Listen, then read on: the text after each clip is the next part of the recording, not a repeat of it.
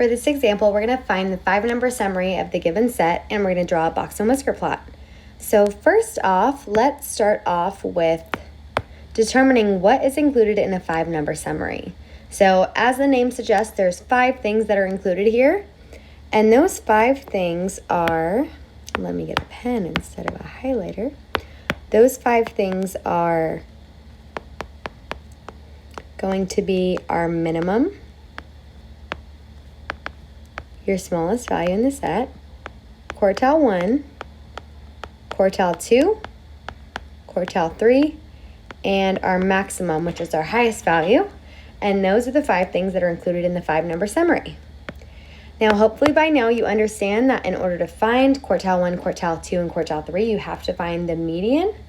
Those are all types of medians, just the absolute median, which is quartile 2, the median of the lower half, which is quartile 1, and the median of the upper half, which is quartile 3. So we have to put those numbers in order.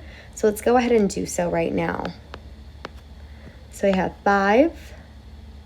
After that, it looks like 7. It looks like I have a long set also. And I see 8 a few times. 8, 8, 8. I believe I see 9 a few times also. 9, 9, and 9. 10, and 10. 12. Oops. I see 11 over there actually. 11. And then 12 and 12. And I crossed them off as I went, so I know they're all there. If you did not, make sure to count both values and make sure you didn't forget any and make a silly mistake.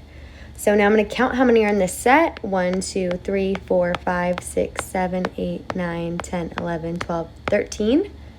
That means since the set is even, I'm going to have 1 in the middle. If the set was odd, I would have 2 in the middle, and I would have to find the mean of those 2 to find the value in between. But in this case, I'm going to have 1 absolute value in the middle, and that is going to be my set median. Remember, median is the same as quartile 2. So let's find that. I can X off both sides until I get to the middle. So I'm going to go ahead and do that. I'm going to X off both sides till I get to the middle. And it looks like 9 is directly in the middle. So my quartile 2 is 9. That one was as simple as that. Nice. Now, anytime you had an odd number with 1 median right in the middle, you're going to split your data set around that median and not include it. However, if we had an even set, we would just split it right down the middle. But since we had an odd set, we split it around that. And then we should have an even number on both sides. Remember, this is our lower half of data. That's where we'll find quartile 1. It's the median of that. And this is our upper half, and that's where we will find quartile 3, and that would be the median of that side. Okay, so it looks like I have 1, 2, 3, 4, 5, 6 values. That means I'm going to have 2 in the middle. So I'm going to go ahead and cross them off until I get there. In this case, my quartile 1 is going to be whatever value is in between 8 and 8. Anytime I have 2 values, I'm going to need to find the mean. So that means get the sum, add them, and then divide by how many are in the set. In this case, there's 2 that we're talking about. So 16 divided by 2 is going to give us 8. And ask yourself if it makes sense. Does it make sense that 8 is in between 8 and 8? And of course, that absolutely does make sense. All right, let's move on to quartile 3, which can be found in our upper half of data over on this side. We're going to use that same process. So I'm going to X out each side until I'm left with my 2 in the middle. In this case, it's 10 plus 11 because I have to get the mean to find the value that's in between of those 2 numbers.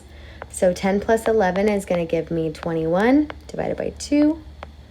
And when I divide that by 2, I'm going to get 10.5 as my median. That would be my quartile 3. All right, so in this case, we have quartile 1, quartile 2, and quartile 3.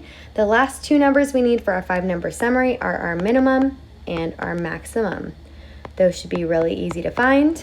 Since our data is already in order, our minimum would be the one on the most left, which is 5. That's our smallest value. And our maximum would be the one on the most right, and in this case, that is 12. So we have our 5-number summary. Now let's go ahead and create our box and whisker plot.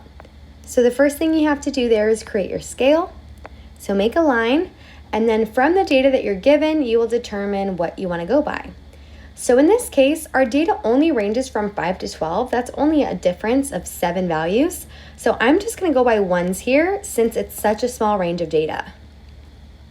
So 5, 6, 7, 8, 9, 10, 11, 12. And remember, that won't always be the case. It might not always be a good idea to go by ones. But in this case, since my range was so small, I knew that wasn't a lot of points for me to draw. But let's say it ranged from 5 to 50. In that case, going by ones would not be a good idea. I would have to draw 45 points. In that case, I'd probably go by something like 5s or 10s. Okay, so there's an example. All right, so let's just go ahead and plot all of our points. Above the line, we're going to leave some room so we can draw our box in our box and whisker. But above each point, you're going to put a little dot to represent if it's something that's represented in our 5-number summary. So in this case, our minimum is 5. So I'm going to draw a dot right there above 5. Our quartile 1 is 8, so I'm going to find 8 and put a dot right there. Our quartile 2 is 9, so it's going to go right there. Quartile 3 is 10.5, so in between 10 and 11. And our maximum is going to be 12. Once we have all those, we're going to draw a line through them. And remember, your tiles are going to be around your quartiles. So that's how I remember where the boxes go, because quartiles, the word tile is like a box, right? You might have a tile floor, a tile countertop, and quartiles will always have boxes around them for the box and whisker plot. Okay, so that is how you draw a box and whisker plot.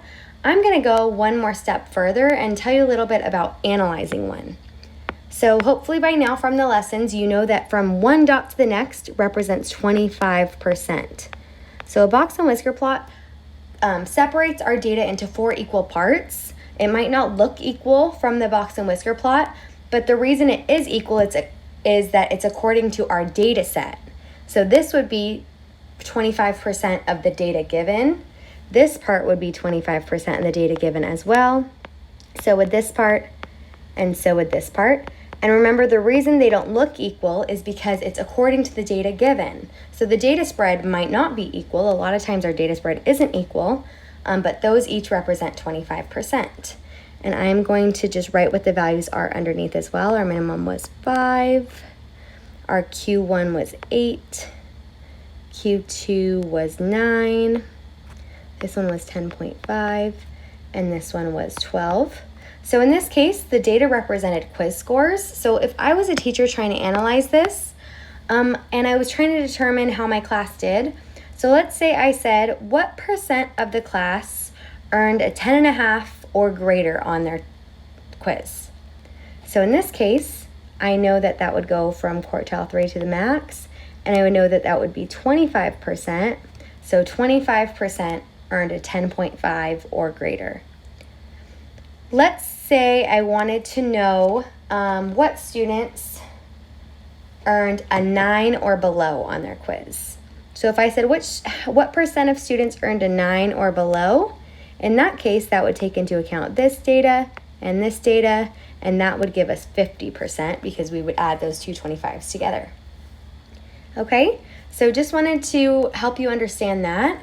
If you were asked something about a variation, is there a greater variation below quartile 1 or above quartile 3? You would look at the distance between your minimum to quartile 1 and your quartile 3 to your maximum. And from that, you should be able to tell with your eyes that there's a greater variation from the minimum to quartile 1. And that's another question you can be asked. Okay, you can also from this be asked to find the interquartile range. Remember, that's the difference between your highest and your lowest quartiles. In this case, we would take our quartile 3, which is 10.5. I'm going to put IQR so you know it's interquartile range. And we would subtract 8 from that to get 2.5. So those are all questions you can be asked when analyzing a box and whisker plot. Hopefully this helped you learn what is in a 5-number summary, how to find all those values, how to create a box and whisker plot, and how to analyze a box and whisker plot. And hopefully this will be helpful to you.